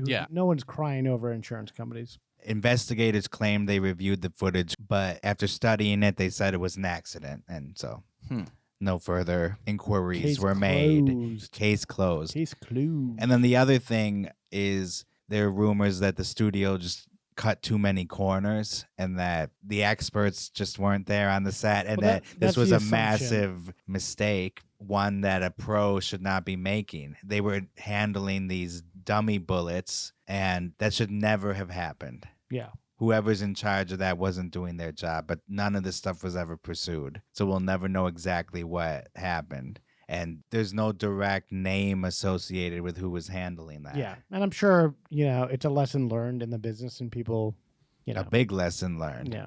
And I have one more clip of Michael Massey. Michael Massey, the guy, is the person who actually pulled the trigger, the actor. And he did not fare well after all this stuff. Oh, no. He farewelled. Oh, is he still left? No, he's dead. Died in 2016. Of cancer. And of course, you have experienced a stunt in your life that went tragically awry. Tragically awry, and it's and I've never talked about this on camera, and it's something that I'm gonna live with. It's taken me took me the time it took to be able to not so much put it in perspective, but to be able to move on with my life. The thing is, it wasn't supposed to happen. It absolutely wasn't supposed to happen. I wasn't even supposed to be handling the gun in the scene till we started shooting the scene and the director changed it. It wasn't supposed to happen for a myriad of reasons. He was so far off that had it been a real gun, we wouldn't have been able to hit the side of a barn with it, you know? What the bottom line is, it did happen. He reportedly was a broken man afterwards, although it was his second movie, and he went on to work a lot. So he stayed pretty busy despite being a broken man. Yeah. But yeah, he obviously was haunted by it. Yeah, well, that's a tough thing to kill someone. Yeah. I don't know a lot of people who have killed someone. I don't know anybody, really. I know 2 people have been killed, but I didn't know the people who killed them. Oh, really? Yeah. Jeez. So Dragon, the Bruce Lee story, premiered on April 28th, shortly after his death, at Mann's Chinese Theater, it was called at the time. And his mom afterwards said the movie did their family proud. And the movie's actually dedicated to Brandon with the quote, "The key to immortality is first living a life worth remembering." That's rare that the family would actually be on board. A lot of times they come out with a movie, they're like, I fucking hate this shit. And The Crow, also dedicated to Brandon, released in 1994, and it grossed over $50 million, above its $23 million budget. And it received mostly positive reviews, notably the visual style and the commanding performance of Brandon Lee. Yeah. The New York Times called it a genre film of a high order, and the Washington Post noted that Lee haunts every frame. And so The Crow is influential. You know, it influenced sci-fi, futuristic films to follow. Other comic book adaptations took their cues from it. Yeah, I remember that movie coming out. And I remember every goth in my high school was like wore that Crow T-shirt all the time. Yeah. They painted their faces white, and they did all Goth that. culture essentially born from that movie in the 90s. Well, that's debatable. That'd be a funny deep dive into goth culture, because I remember The Cure was before that. Yeah. People would like the For Robert sure. Smith shit and like, you know. I'm talking 90s goth, though. 90s goth, absolutely. Set the tone. Mainstream. Yeah, the mainstream of it. Yeah, maybe that just, I think it is. I don't think about goth that much, but yeah. But he has that look. That is such a Yeah. iconic, classic The long look. black hair. His and- makeup, black Yeah. and white. Definitely. Yeah, I remember some, nice goth people that always wore the same Crow T-shirt every single day to school. Yeah. I've never seen a clean Crow T-shirt. Ever. Because they unripped. Their parents only let them get the one T-shirt, so they have Yeah. to keep repurposing it. And they're cutters too, so they're cutting them up. And it's hard to get blood out of shirts. Well, if they're bleeders, not everyone's a bleeder. Yeah, we're not everybody. finding out today. And that's Brandon Lee. So much Yeah. potential, a skyrocketing Hollywood career cut very short. Yeah. Just like his Shot dad. very short. He would have Shot very short. You're right. would It have would have take- been cut if they did the If they- original scene with the knives. Exactly. And you have so many not lasting effects necessarily in the film industry, because we're going to get to that with Kyle in a second, but just Michael Massey, the guy who pulled the trigger, Lee's fiance, his family, Yeah. all the crew members were, to this day, they're still broken up about it. because everyone takes some blame. Oh, yeah.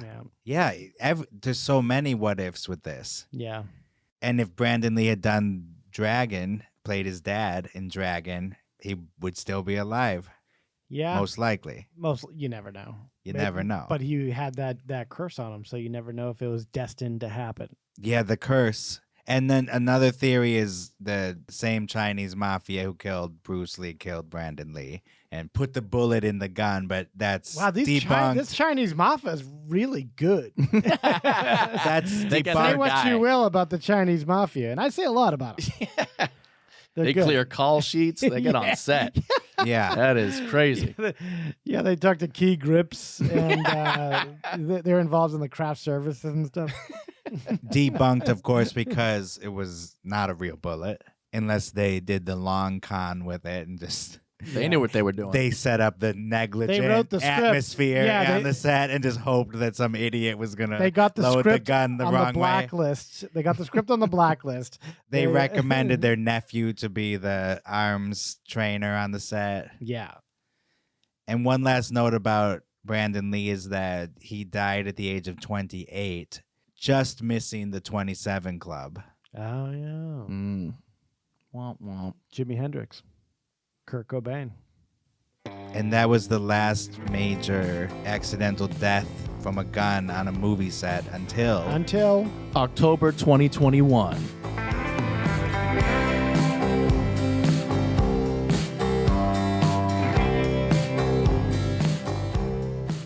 It got confused by some people when I said that if I had to bet, and a working actor in Hollywood would eventually kill someone, it would be Alec Baldwin. And people hit me up on Instagram and were like, what are you talking about? He's the nicest guy ever. Why would you ever think this guy would kill somebody? I was Who like, said first he's of the all, nicest guy? kidding. People even my age. I thought it was a widely known thing that this guy has a little bit of a temper. He's wrestling around the anger. streets of Manhattan with photographers and stuff. Photographers, paparazzi, police, and his own daughter. Yeah. I don't think people knew about the voicemail to his daughter. That's a big one. That's a real big one. Yeah. And I listened to it recently and I was like, wow, we have to play at least some of that. Yeah. Let's hear it. People can get a background of the joke. Yeah. If you want to know who we're dealing with. Yeah. Hey, I want to tell you something, okay? And I want to leave a message for you right now. Because, again, it's 10:30 here in New York on a Wednesday. And once again, I've made an ass of myself trying to get to a phone to call you at a specific time. When the time comes for me to make the phone call, I stop whatever I'm doing, and I go and I make that phone call. At 11 o'clock in the morning in New York, and if you don't pick up the phone, at 10 o'clock at night, and you don't even have that goddamn phone turned on. I want you to know something, okay? I'm tired of playing this game with you. I'm leaving this message with you to tell you, you have insulted me. It's a long message, too. It's a very, yeah. I thought answering machines cut you off after a minute. This is such a dad thing to leave a voicemail like this. I never got a voicemail like this from my dad. No, not like this from my dad. But voicemails in general. Yeah. You made me feel like shit. And you made me feel like a fool. Woo! Over and over and over. Go off, King.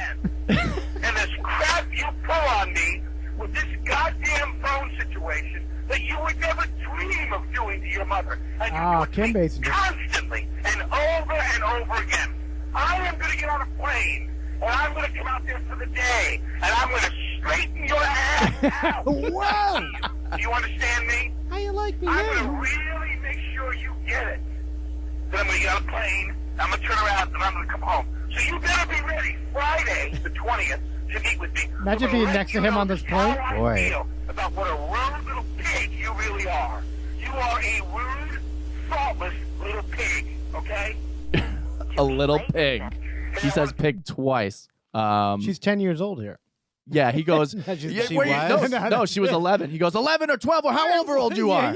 Yeah. Oh He doesn't even know how old she is. Unclear on the age. What the fuck? Even if she's 11, that's crazy. So I think even people my age might have been too young for that. That was when I was in high school. So that was between 2000 and 2003 probably when that No, happened. I think it was a little later. Was it? Yeah. I'm pretty sure I was in high school because I remember listening to it on the radio and laughing my ass off. Yeah.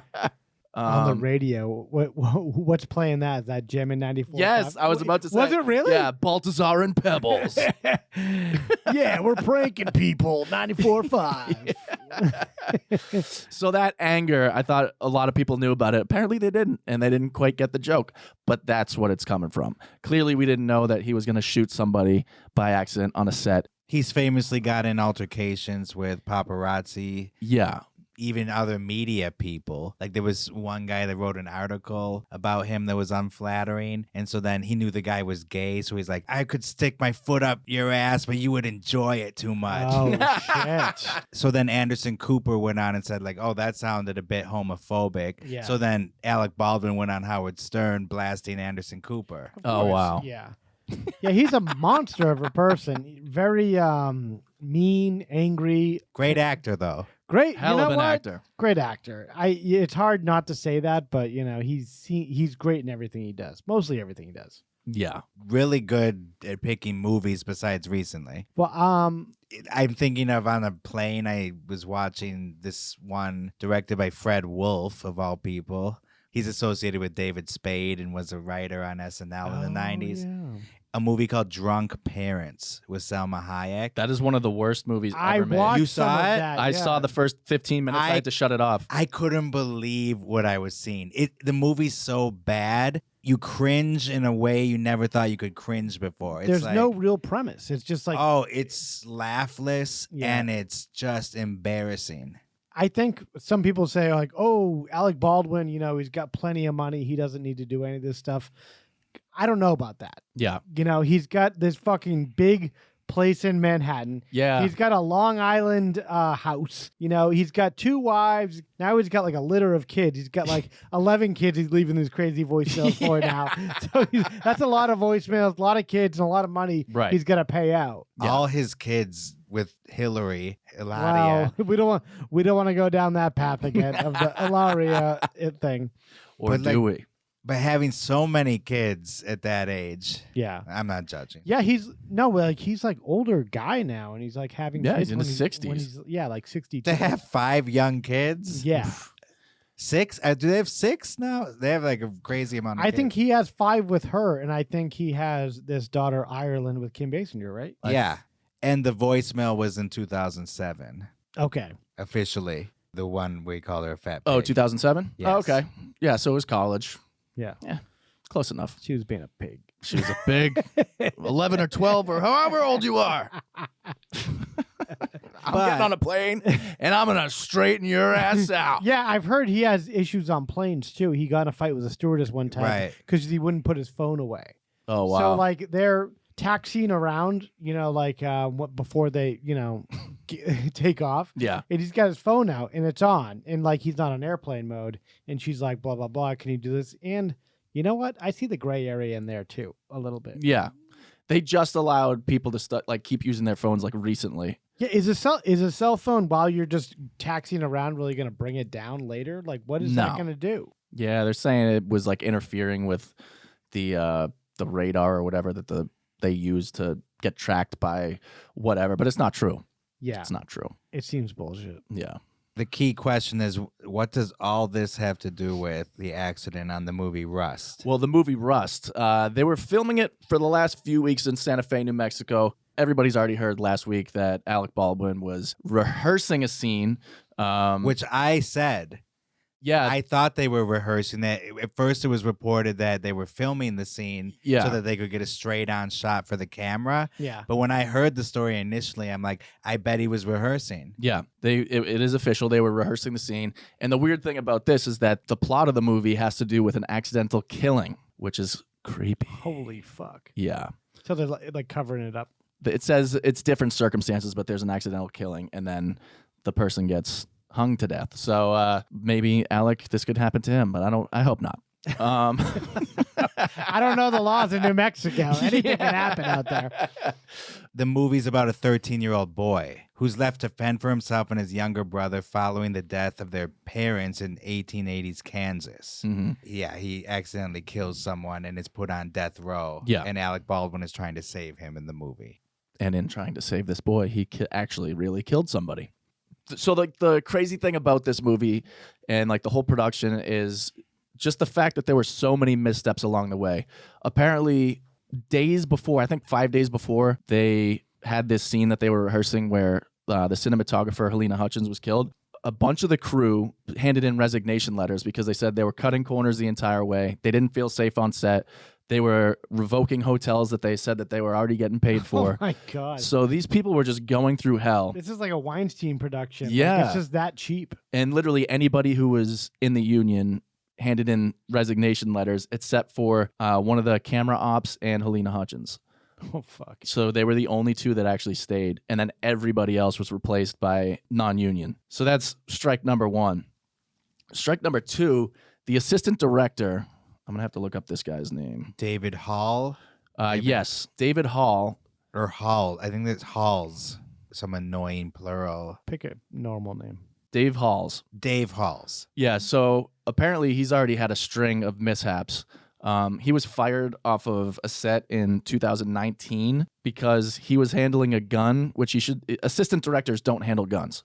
Prop masters do. And every set has one that is uniquely staffed to them so that they know that they're in charge of every gun or any prop weapon that is going through the set.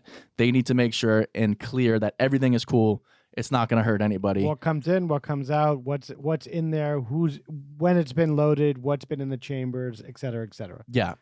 But this fucko, Dave Halls. Ace-hole. Ace-hole. I got shot, you ace-hole. Ace-hole. He was removed from a set immediately after a prop gun was discharged. Production would not resume filming until Dave was off-site. They did an incident report at the time. But because a gun was accidentally discharged? Yes. Jesus. Yeah, because he handed a gun off to somebody that was he got, discharged by a flagged stuntman. as like a fucking not great person Idiot. to do this. Yeah. Ace-hole. And flagged is a good word because I bet the people who are making Rust knew this about this guy. Yeah, I would assume so. Or they just didn't do their due diligence. Or they just knew, like, he's not the best, but we can get what we can get on this budget. So this guy is just a total moron. And yeah, they probably got him on the cheap because he's probably not in favor in Hollywood.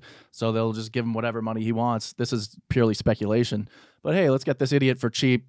We'll make sure he's not touching the guns, whatever. They allowed him to touch the guns, as well as this girl, Hannah Gutierrez. She's young. She's in her early 20s. And the reason she was working on this as a prop master, this was actually her first full-time prop master gig. And she is the daughter of like a big prop master in Los Angeles. So she's pretty much like a rich kid that gets to come in and like do what my parents do. Nepotism. Yeah. And so. But not do it as well. She was on a podcast recently, right before they started filming, that she said she was like super nervous because she doesn't think she can handle the responsibility of a prop master that like has to handle guns. Who'd she say this to? She said it on a podcast before they actually started filming. Mm-hmm. Wait, so she got hired and then was like talking on this podcast with people saying, I don't know if I'm ready for it. And she acknowledges that she doesn't really have the background or skills or experience or anything in order to do this job on a daily basis. Yeah. She's pretty much the opposite of Brandon Lee. Yeah. and I've heard of fake it till you make it, but I'm not sure that I'd fake being a prop expert. Yeah, that's caretaker of the gun. Yeah, to know that safety is in my hands and I'm not experienced, I just thanks. Fake it till you make it's good if you're like a talk show host or or doing an open mic or something, but not fucking having people's lives in your hands. Yeah. She's like seen in these photos, this Gutierrez girl. She has her colored hair. She's like posing with the guns and all happily. Oh shit. She seems like a gun nut.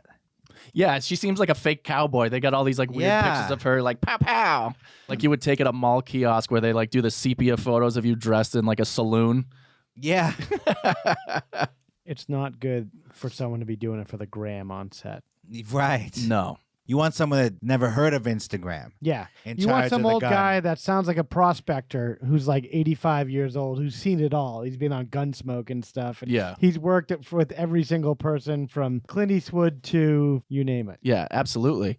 So apparently the reason they had all these guns like in a separate location, they weren't actually in the room where they were doing the shot because of COVID restrictions. So they had 3 guns on a cart outside of the church or wherever they were shooting this scene. And the assistant director got the gun didn't know there was a live round in it because apparently they'd been using these guns for target practice with actual bullets between sets. Wow. And so this is the That's only the one. other thing that came out shocking. Yeah. Playing around with it, essentially. Yep. The guns. Yeah. They were just taking them out and setting up bottles and stuff and hitting signs with it and See, then just again- throwing it back on the cart like it's nothing. And that's that Hannah girl, right? Yeah. That is not who you want in charge of safety. No. You want that person that they're so boring and that They don't talk to anyone. You're Yeah, like, they don't talk to you. You're not going to go have a beer with them. They're serious about everything and they do everything over the top to be safe. Yeah. You want that person in charge of the props. I don't even think it was Hannah's. I mean, it's definitely her fault because she should be overseeing these weapons, but I think it was such like a loose vibe because it's like this mini budget independent kind of movie where okay. people were just like, it was literally like crew members and stuff were taking the guns and like shooting them with like people from the movie, like actual actors and stuff. So they were all just like messing around with these guns. That came out with one of the actors in the movie, Jensen Ackles. He said that he was told by the AD, here, pick out the gun you want to use in the scene. Yeah. This is the intentional gun that we set up here for you and is prepped and ready to go. Like, hey, whatever gun you want to use here. Pretty fucking wild to do that. So apparently when they were actually coming to film this scene, or at least do the rehearsal, like I said, the guns were on the cart outside because of COVID. So they went out, Dave Halls grabs the gun, doesn't know that there's a live round in it, doesn't check to see if there's a live round in it, doesn't do anything. He just hands it to Alec and just says, cold gun, which means that there's no live rounds in it. It's not a hot weapon. So it's not going to hurt anybody. Crazy. What if the gun was just physically cold at that moment? And so he just meant like, hey, be careful when you pick this up. It's cold. Could be. It's Could chili be. gun, yeah. The chili gun. Cool gun. Cool gun. He's like, thank you. Ooh, I like my guns cold. We're not gonna bring the Pacino back for this one. Sorry, let's not go down that road. Great big bullet. Oh, great ass. I want that gun on ice. Okay. So what's kind of unclear is how the assistant, Halyna got hit and the director Joel Souza. They were saying that they might have been behind a camera. They were doing like a down the barrel of the gun shot. But they were rehearsing, weren't they? Right. But they were saying that even if they were rehearsing and they were doing the down the barrel of a gun shot where he's just pointing it directly at a camera, like in a duel or something, that they should have been enclosed in either a bulletproof case, just in case, or it should have been a remote camera operated on the side. So like they wouldn't even be behind the camera. The camera would just be there by itself. Is this like industry standard? Like Yes. the way they would typically do it in these scenarios and these Yeah. they just decide to do their own thing. Just Yeah. like, we have a low budget here. Yeah, just we know gonna what we're doing. We're running and gunning, literally. Yeah. Yeah. I thought he was practicing twirling the gun from his belt or something. I hadn't heard that. And Alejandro's got some I was side watching a bunch of information. interviews and stuff Okay. today. He's got a I hot tip. thought I heard something that it went off while he was Oh. rehearsing with it, Oof. just handling it, and Jesus. it misfired. Uh, But that's not what they were talking about on the news? no. Okay. Not, Maybe I'm not- wrong. Not what I The saw. Alejandro special tip line, I think. He's got his own. And I even watched a bunch feed of them from information. today. Yeah. Okay. Well, I must have heard a false theory. So they were not filming, but they were like setting up the shot. Is that what you're saying? Yeah. Okay. They were blocking it out, as far as I know. But then it did just accidentally go off, correct? He didn't shoot it, right? Or they were testing it with him shooting it. I think that's yet to be determined. I think that's in the Okay. investigation. They're not going to get ahead of it and just start throwing facts out there. What we're hearing now is kind of stuff coming off the set from people that were there that are just talking to reporters and shit, right? Yeah, so they say there's an article here from the LA Times that says Souza told the detective that the cast and crew had been preparing for the scene before lunch, then took a meal break around 12:30 p.m. When they returned, the director said he wasn't sure whether the gun was checked again. He also addressed the possibility of cast and crew bringing live ammunition and live rounds onto the set, which is nuts. For me, it looks like they were super bored on set. So at this point, they're like, we're not getting paid shit. we're bored. There's a lot of time in between shots, so we're just gonna start fucking shooting shit around. And it became like a thing. Everyone's like, oh, I can't wait till this scene's done. We can go shoot shit again in the desert. And yeah, I think people just start, having fun and forgetting that gun safety is that important. Yeah, Alejandro is correct. In this article, it says, when they came back from lunch, a creeping shadow prompted the camera to be moved to a different angle. As Baldwin was explaining how he was going to draw his gun and where his arm would be positioned, it discharged. Oh, okay. And so it hit Hutchins and then went in the chest. Yeah, went completely through her and then went into the director's, Joel Souza's, shoulder. Jesus. So she was killed instantly, and he was taken to a hospital and was released the next day. She did die instantly because they flew her to a hospital. She could have been dead already. Yeah. So she was pronounced dead at the hospital then. Probably, yeah. Okay. And do you want to play a little of the 911 call? Sure. Because this is a perfect representation of that chaos you were describing on the set. In the call, the script supervisor is the one talking. She's the one that makes the call. And you can just tell that there's confusion on the set. It's not as desperate as you would think. There's confusion, but there's also certainty in who's to blame. Yeah, there's certainty in who's to blame, which is Dave Halls.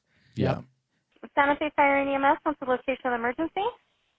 Bonanza Creek Ranch has had 2 people accidentally shot on a movie set by a prop gun.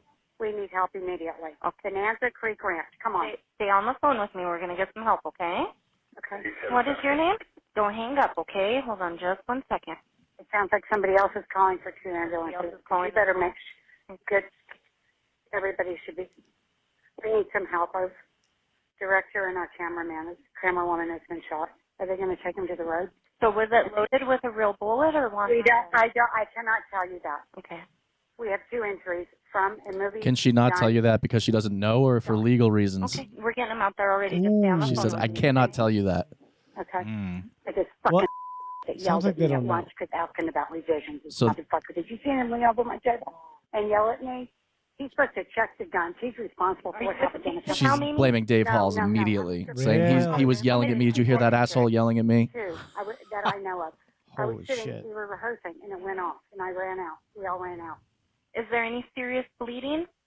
I don't know. I ran out of the building. What we needed. Fine, I still have Ran out of the building. I Well, mean, what was there not a cell phone in front of her? Why does she have to run out of the building in order to call 911? well, actually, that might be true that they might not have been allowed to have things on set. But if they're shooting targets and stuff between shots, they probably all had guns, probably all had phones on them. Well, if this Halls guy is such a fucking prick that he's yelling at her, maybe he was like, no cell phones on set or something. Could be. And I was just saying, it's not like a desperate 911 call because she's talking to someone else on the call, complaining about the AD. She seems more concerned about herself. It's not her family member, though, so it's not like her. It's not like Brittany Murphy called 911. Her mom was going fucking ballistic because it was her daughter. But this is like someone you just kind of work with, and it's not really. Yeah, but if you see someone get shot, it sounds like she's just talking to her friend, complaining about the AD. She takes a break from the 911 call to complain about this guy. There's nothing in like her she's voice. on a cigarette break. Just Yeah, kind of- exactly. That's what it sounds like. Yeah. And I think we just found out Mark's a sociopath. Why is that? You're like, it's just someone you kind of work with. You don't really Well, care. I'm trying to get in the mind of why this lady is so coldly expressing very little compassion for this person. Well, there's so many miserable people in the entertainment industry on like the production level that I can see exactly this type of person that's literally just complaining about how they were treated over someone who's And while bleeding they're in the getting street right now. questioned from the 911 person, they're like, "Hold on, I'm complaining to my friend." Yeah, they're like, where exactly are you? She's like, hey, this asshole was yelling at me. Did you guys hear this? Yeah.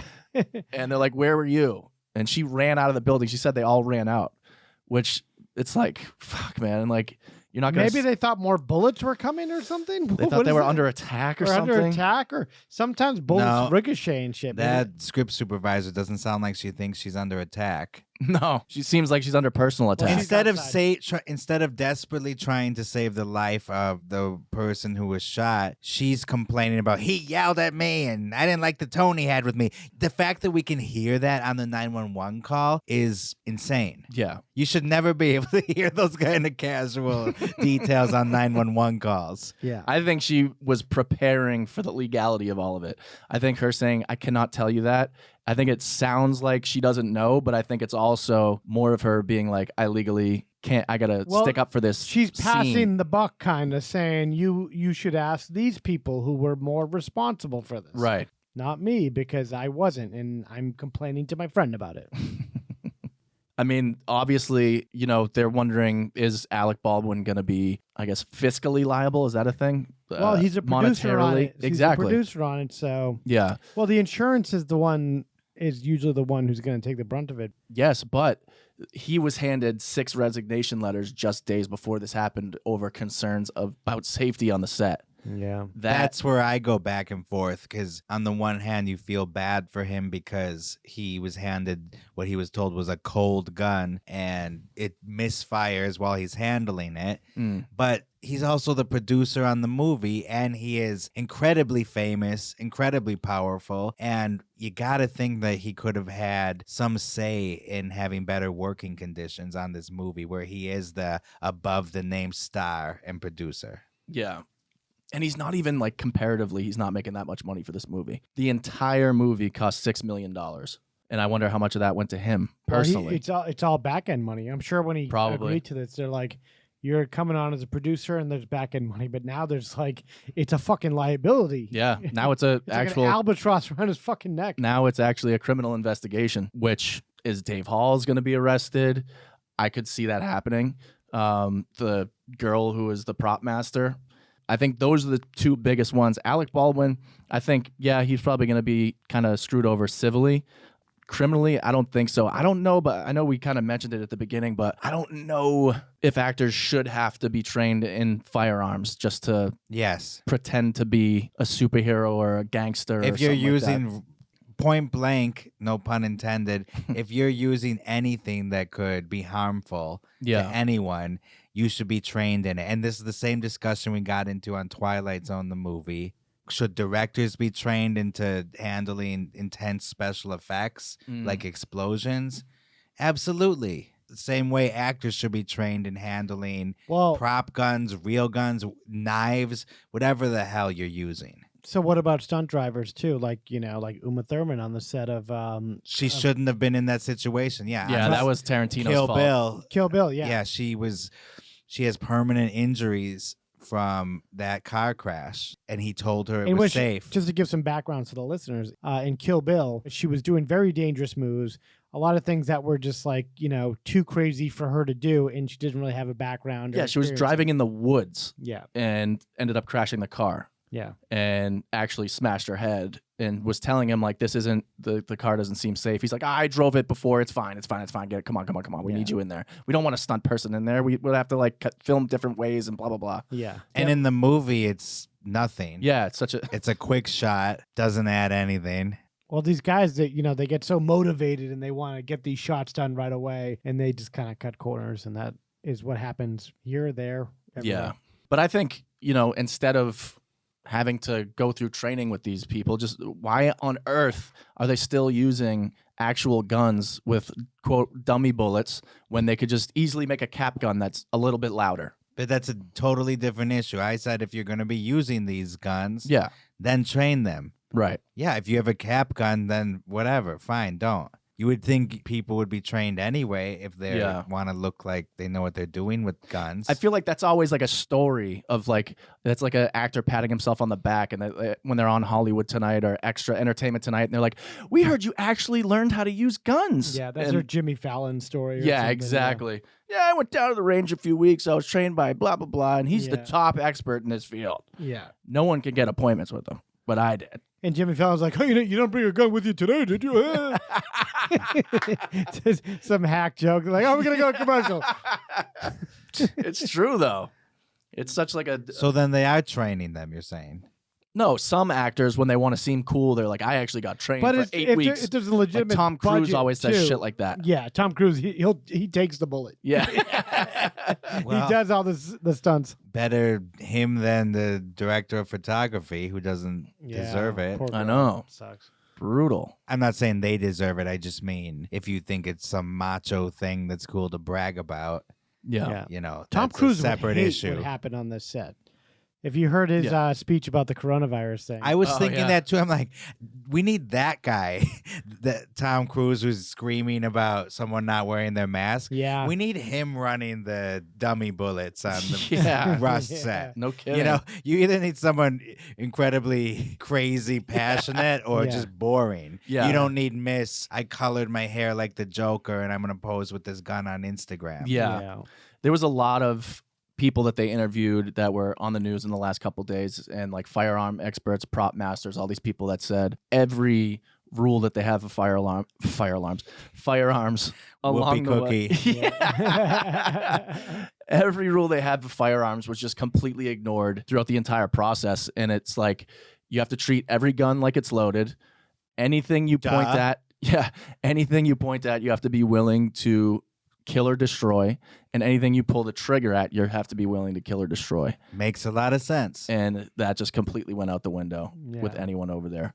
And there was some dude on, I think it was Fox News, that he was pissed. He was like, that would never happen on one of my sets. Oh, yeah. Well, everyone he's just says that. Disgusted. Yeah, I know. I'm like, this guy's kind of like patting himself on the back a little bit. But, I mean, it hasn't happened since 1993, so a lot of people are running a tight ship. Yeah. It's just so happens that all of a sudden this girl who's 23 years old gets combined with this asshole AD that's already been fired for gun mishaps. The perfect storm of Saying shit. it's a cold gun when he has no idea if it is. Literally no idea. Or, in worst case scenario, did know. And just didn't give a shit. Yeah. He's probably going through his own shit. He probably thinks he's not getting paid enough. He's disgruntled. Everyone's disgruntled. You know, no one wants to be here. COVID just ended. People are like, I should be getting paid more. You know, I'd rather be on unemployment doing nothing. Aren't there conspiracy theories that it also could have been one of the disgruntled crew members because they had just walked off that day, right? They walked off that day, and when they came back to grab their things, the crew members saw that they had already been replaced. This is the same day. Wow. So what if one of them rigged the gun to That's be like a great whodunit story, live? Even if it's just not figuring just this out. Yeah. It's a great story. Just something I heard. Sounds like a Law and Order Wow. episode also. Just something I made up. I mean, heard. I heard. From the crazy mind of Alejandro Dell. It's relevant that so many people had just walked off the movie. It's too and then convenient. this happens. Too convenient. Yeah, it's convenient, or it's just like it was that obvious that there was negligence going on, Well, which is this investigation is disturbing. going to be a humdinger of an investigation. I don't know if New Mexico has the capacity. Is it the FBI or just local cops looking into this? I don't know if it's FBI level. And Alec Baldwin has no excuse to be working with this kind of set. Like, he has all the power to make it safer. Like, he has all the power to make it a better atmosphere. Does he? I don't know. Does he? Are you kidding me? He's one of the most famous actors in the world. Yeah, but he's not going to work his ass off just to make sure everyone. He's one of He's these producing actors this movie. Who's in his own head. Who's like focused on this role. I'm sorry, but when you're at A+ list like Alec Baldwin, yeah, you have some power. I don't care what anybody Well, you have says. responsibility too. And responsibility. Yeah. He's like Spider-Man. Oh, He needs to take the call like Spider-Man. Yeah, I guarantee you, I agree with you that he should be doing more. But let's be honest with who we're dealing with. A guy who left that voicemail. Right. And we're also living in a country that has a fascination with guns. Yeah, that's true too. And that's not going to change. And real guns. They don't want, that stuff in the 40s when, someone would just get shot and you never see a gun or anything. Now people want to see the nasty nitty-gritty shit going on with guns. They want to see, the gun go off, the gun smoke. They want to see Sin City. And it's the same country where a few years ago, a 9-year-old was taken to the gun range by her family, and the instructor gave her like a machine gun or something. Yeah, and the kickback just blew her back. Yeah, the kickback blew her back, and Yeah. it kills the instructor instantly. And now that little girl has to live with the consequences the rest of her life because there were a bunch of nutty adults that thought, hey, let's take you to the gun range. That'll be cute and give you a powerful, deadly weapon to play with. Yeah. I don't get it. This is crazy. This is an article that just came out a few hours ago. Veteran prop master turned down Rust gig over massive red flags. The prop master, his name is Neil Zaromsky. He told the LA Times that he was approached on September 20th and initially said he was very interested to work on the Baldwin-produced Western. During 4 days of negotiations, he became very alarmed that Rust appeared to be a slapdash production that put saving money over people's safety. Was that slapdash or slapdash? Slapdash. Okay. Slap that ass. Slap that. Slap that. He said there were massive red flags, and he sent an email turning down the gig. After I pressed send on that last email, I felt in the pit of my stomach, this is an accident waiting to happen. Jesus. Yeah, so this actually might be the guy that was pissed, because he even says here, I take my job incredibly seriously. Yeah, he's the one that said that none of those things would happen on a real Well, he movie could have set. also been a guy who bid this job and he got underbid. They That's what approached him. Oh, really? Yeah, he turned it down. Oh, sorry, I didn't catch that. 4 days of negotiations, he turned it down, and then within a few days of him turning it down, that girl, Hannah Gutierrez. No, but I'm saying like he could have bid like, I'll do it for this amount, and they're like, well, we're looking for this range. Yeah. kind of person. Doesn't sound like it had to do with money. It sounds like he saw writing on the wall with the red flags. It's possible. Yeah. So days after he turned down the job, Hannah Gutierrez Reed, a 24-year-old ex-model who had only been an armorer once before, announced she'd gotten the job as property key assistant / armorer. And this is the job that guy turned down. Yep. And they hired this. Yeah. Wow. He's a veteran that's done dozens of movies. Probably costs a lot more. Yep. Wow. Well, what's the cost it's a factor of a human every life? single time. It's the money. It's the money every time. And Zaromsky said, you never have a prop assistant double as the armorer. Those are two really big jobs. Mm-hmm. Wow, so they're just combining different things and telling everybody to deal with it pretty much. If there's a movie that needs prop masters and armor experts and safety consultants, it's a Western movie where there's a lot of shooting. Yeah. And it started so quickly after these people being approached for their jobs. Zaromsky said that he was approached on September 20th, and then he went to September 24th before he turned it down. And then by like the 28th is when Hannah got it. And then this all happened less than a month later. So they were like running and gunning, literally just. Well, when they're shooting, they want to be done ASAP. Yeah. They don't want a lot of time on the set. Preparation just didn't seem to be in the cards for this movie at all. Yeah. At any step of the way. Yeah, how far was it into shooting? 3 to 4 weeks. But not even. That seems like a while for a movie. Some low budget movies are shot in 20 days. Yeah. So was it almost done, or we don't know that, do we? We don't. I don't see it going longer than like a month or something if they were shooting. Yeah, really, low budget movies for 3 to 4 weeks. That's pretty. I guess that it's about the time it usually takes for a low budget. So Yeah. I just wonder if they're almost done or not. Well, they've been, fucking around and, shooting on the range and shit. So maybe they were wrapping up at some point soon. Yeah, well, we know that production is now closed, held up for a bit. There's no talk of completing it, is there? No, that they just said that it's on hold indefinitely, and it's like, yeah, no shit. On earth would go? Well, we would go watch this movie if it was finished, but you know what I mean. Like in reality, no one's looking to see this movie or have it completed. I think I even said in the Twilight Zone episode that if someone died on set in a movie production today, people would probably flock to see it. Now I'm thinking, yeah, probably not. I don't know about that. No, there's interest. There would be interest for sure. In fact, we would be interested in seeing this movie. Yeah, but would it become this? Would it automatically elevate this movie in terms of box office numbers? I don't think so. No. I mean, this movie looks like it was going to be a piece of shit anyway. You can't fix a rotten movie with salacious behind-the-scenes controversy. It doesn't always help. You could put lipstick on a pig. Yeah. But at the end of the day, it's still not calling Alec Baldwin back. You said it, boy. Right. You said it, Mr. Kyle. That about wraps the whole thing up, I think. Yeah. What else is there to say after that? I don't think there's much. I think we covered it.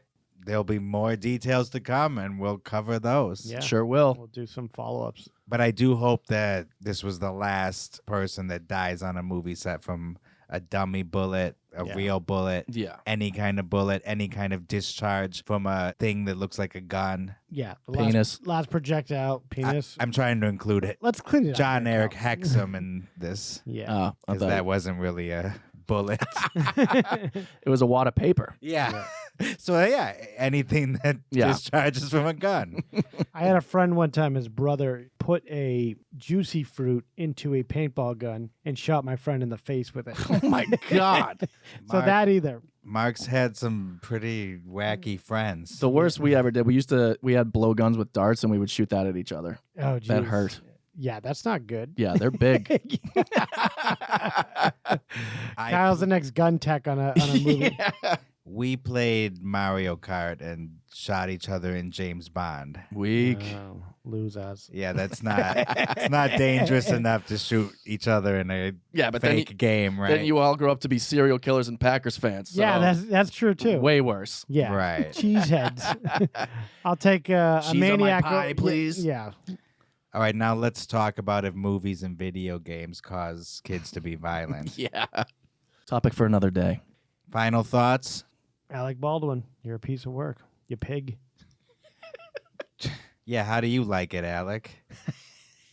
He did tweet, I wonder what it's like to accidentally kill someone. I saw that. Oh, yeah, we From didn't like get to years that. ago. Kind of though, right? rough. Yeah. Yeah, Well, he now did he knows. that after one of the police shootings. Yeah. A few years ago, The he right- tweets that. Wonder what it's like to accidentally kill somebody. He doesn't believe that Americans should have access to guns. Don Jr. is making T-shirts that says, or like arrest Alec Baldwin or Yeah. something. Yeah. Oh, boy. And Ireland, the subject of the pig voicemail, she got in a row with Candace Owens. A row. Yeah. Does this happen in Britain? Couple of ducks. And She go in a row. like a fight. Oh, yeah. And A teeth. because Candace Owens called A what row. happened with Alec Baldwin poetic justice. Oh. And so then Ireland responded, "You're the most disgusting, vile human being. Now How you're- dare you?"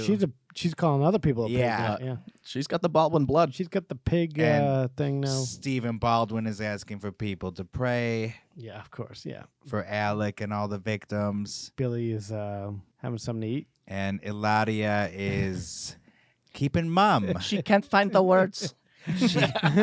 She doesn't speak English, so she can't say anything about this incident. Yeah. It was odd to see that Alec invited Halyna's either husband or fiance, and they were seen hugging each other on the set. So like they're getting along. They had breakfast together. I hope that it's Alec genuinely caring about this guy and not trying to quell any legal talk. I think he genuinely is freaked out by this. Yeah. Obviously, he didn't mean to do it. And course, total of course, accident, of course. and it must be horrifying to deal with. The only part I go back to, though, where I'm confused about how to feel is knowing that he's the producer. That's the only part that his he is responsibility. culpable there. Yeah. But yes, it was an accident, and yeah, he's going through a horrible time, and I believe that they were consoling each other. Yeah. True. Hilaria's praying to the rosary beads. With Steven. With Steven, yeah. She's doing Santeria. I don't practice Santeria. Jesus Maria Hilaria. I ain't got no words in English. All right, guys. Well, I got to hit the bathroom. Go to bed. We heard enough about your bathroom habits at Well, that's the what closing of happens. these episodes. Yeah, I think it's like 6 out of 10 episodes. I'm drinking all these IPAs here. Got to cut it. Yeah, I'm the only sober one. All right, guys. We thank you. We love you. Go check our ever-growing YouTube channel. And our Instagram, which is also growing. It is, yeah. And our Twitter, which is not growing. Well, but hopefully it'll it grow. is. We're up couple to more followers. We're up to 15 followers. You take that, motherfucker. All right, guys. We'll see you next week. And All be right. safe. Be safe. Love Practice each gun Bye. safety, please. other. For cry eye. You have just heard A true Hollywood murder mystery. I have never seen anything like this before. The movies, Broadway, music, television, all of it. A place that manufactures nightmares.